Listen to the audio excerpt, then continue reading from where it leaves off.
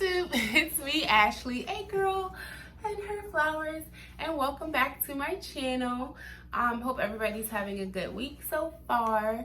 My week has been pretty uneventful. But today we are going to talk about why fear has no place in your home.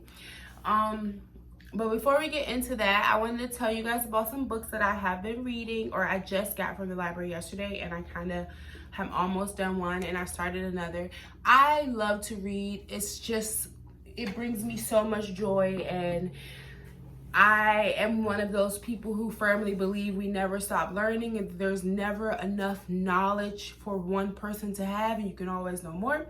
So the books I have been reading lately have just been a lot of self-help, self-love books, and they're not what I typically read. Typically I read more like, so these ones here are my like favorites. Those books, those books over there. And so they're mostly like mysteries. There is my Rewire Your Brain book, which I talked about a little, and I'm going to go into so much more detail because it is such an amazing book. Okay, the other two books, sorry guys, I should have been more prepared. The other two books that I got from the library that I'm reading, one is Year of Yes, the Shonda Rhimes book. I just like barely started this one, but I've heard so much good about it, so I really want to read it. And then The Gifts of Imperfection, let go of who you think you're supposed to be and embrace who you are. So this book is just really, really good for people who struggle with their own self-worth and their self-esteem. It's just like a really, really good book. One second. Whew. Other than cutting out meat, I have been trying to increase my water intake, especially after, like, when you guys really get a chance to meet my girlfriend. It's so hard to believe how old she is because she looks so young and youthful. And she credits a lot of that to the amount of water she drinks, like a gallon a day. I'm not up there yet, but I do try to get a good amount of water in. Anyway, why does fear have no place in your home? So this might be something that sounds kind of self-explanatory to you. Like, I don't want to be fearful at home, and of course you don't want to be afraid of things at home, but I mean, fear in general really has no place in your life.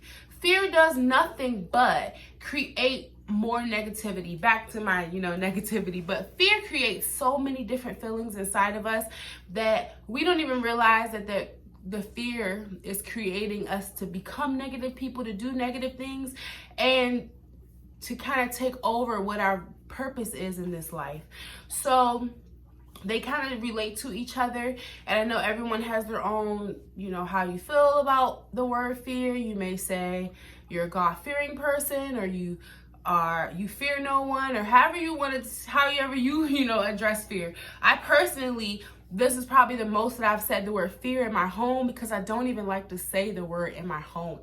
And I know I'm gonna sage it up after this video is over, because I just don't like negative energy in my house, and even in me saying the word creates negative energy, which is why we do not use the word hate in this home. We don't use the word fear, and we try our hardest to not use the word can't. And that's for the negativity around those words. As far as I'm concerned, everything you say has an energy around it, and when you say negative things, you are releasing the negativity around it into your home. So back to fear and what fear creates. So I'm going to tell you a little bit about what I feel that fear creates. So fear creates a number of other feelings and emotions. Fear in itself is its own emotion and feeling, but fear can create additional things. So when you are dealing with this sense of fear, and it can be a fear of being inadequate, it can be a fear of not having enough, not knowing enough, not, a fear of someone around someone in your home or someone in your life. And you need to be able to cut that out right at the source almost immediately. And a lot of it goes back to fear. Usually these additional emotions I'm going to talk about tend to go back to have started at fear. So some of the feelings that I know that fear creates, one of which is doubt. Fear can create doubt. And doubt is just as bad as fear. Because when you start to have doubt, then you lose faith in yourself. And when you don't have faith in yourself, you don't have energy to create. You don't have energy to do more. You don't have energy to blossom and bloom because you are doubting everything and you're fearful of things. Just like fear also creates anxiety, which, oh my goodness, you guys, when I really get into my mental health video that I want to do next month, February,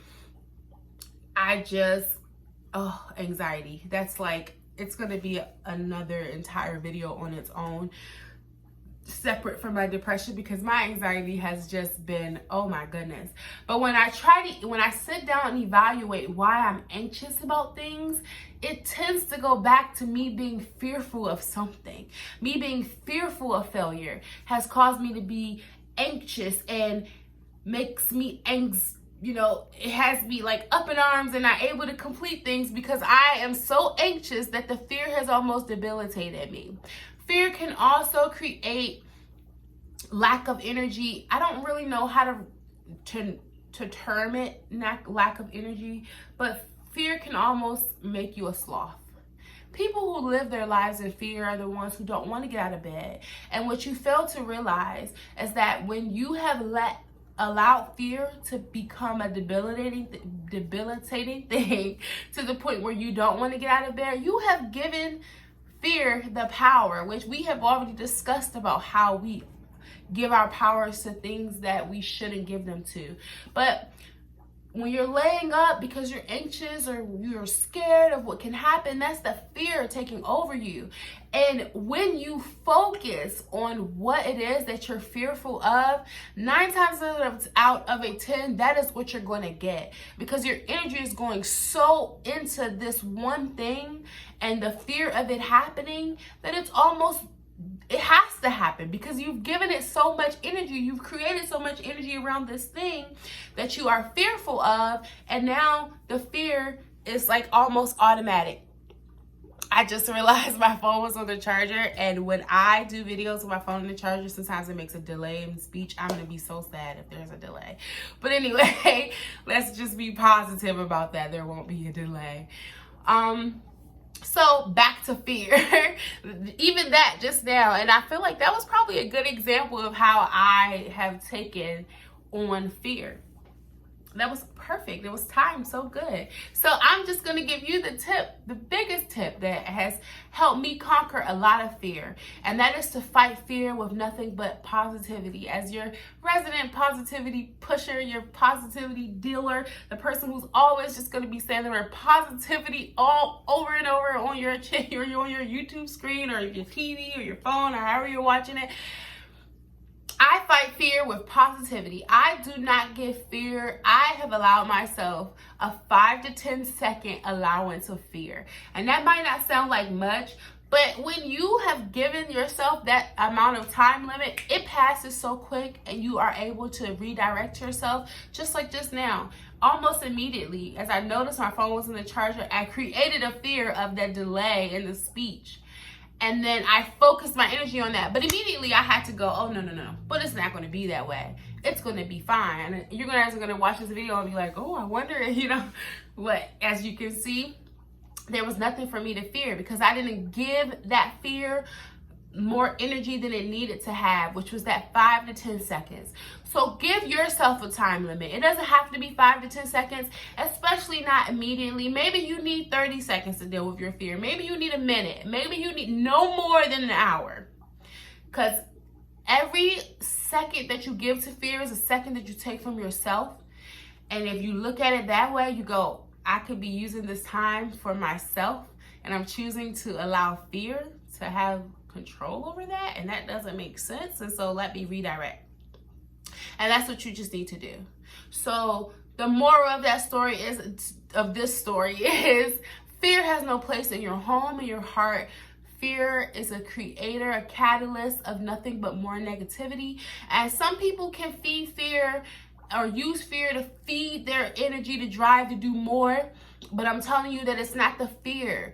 It's the positivity that they've placed around that fear that's pushing them. Some people feel like if you're afraid of something, then that means you're going to work at it harder. If you're afraid of it, that means you're closer. I think I'm saying a lot of them. When you feel fear, that means you're closer to the finish line. But that's only if you push that fear with positivity. You fight back against it and you keep on pushing. Not because you're pushing through in fear. It's because you're pushing through the battle against the fear.